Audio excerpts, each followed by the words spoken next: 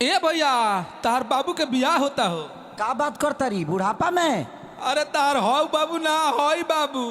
का बाबू बाबू बाबू ए बाबू आओ ना। अरे ई त हमर मजनुआ हो। अरे भाग जो ना त तहरा के मुआ दिहे सन। ए बाबू बाबू बाबू आओ ना। हाँ बहुते प्यारी करिले जानू देख ल सीना फाड़ के अइबू ना तो मर जाइब दो तहवे चियार के। बाबू ना बहुते प्यारी करिले जानू देख ल सीना फाड़ के आवो ना तो मर जाइब दो तहवे चियार के। मेरी शादी में अड़चन लाओ ना। बाबू बाबू अरे का हो? भाई जी थोड़ा धीरे मारिए ना, अभी ताजा ताजा वैक्सीन लिए हैं, बहुत घाव लग रहा है। कुकुर ले खडाट के भगाओ ना। जाओ ना। ए बाबू बहरिया वो ना। अरे जाओ ना। ए बाबू बहरिया वो ना। अरे साफे थुथुर हवा का। अरे जा ना। अरे सब मार के मुआ दी है। अरे काहे नहीं खो समझत। अरे जा ना।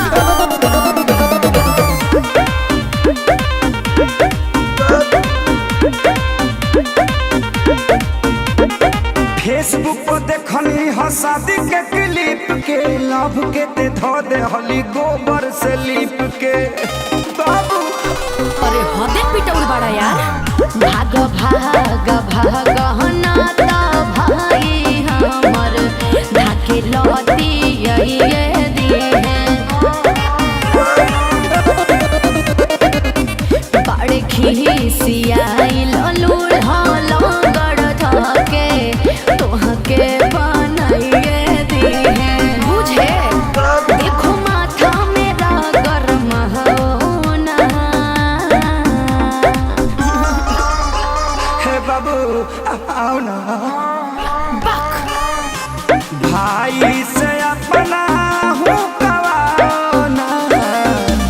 ए बाबू बहरिया वो ना। ए बाबू बहरिया वो ना।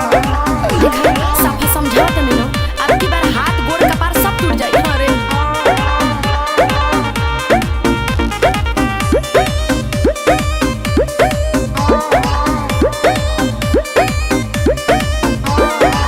तू हमर काजल हम अजय देवगन हो।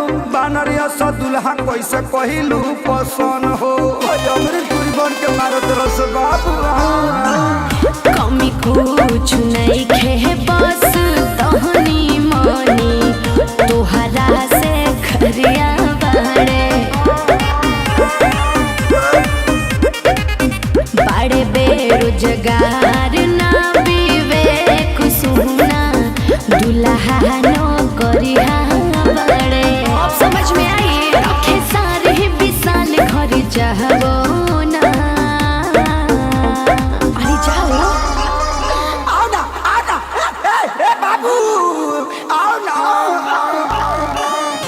भाई से अपना हूँ कवाओ ना। जाना। ए बाबू बहरिया वो ना। ए बाबू बहरिया वो ना।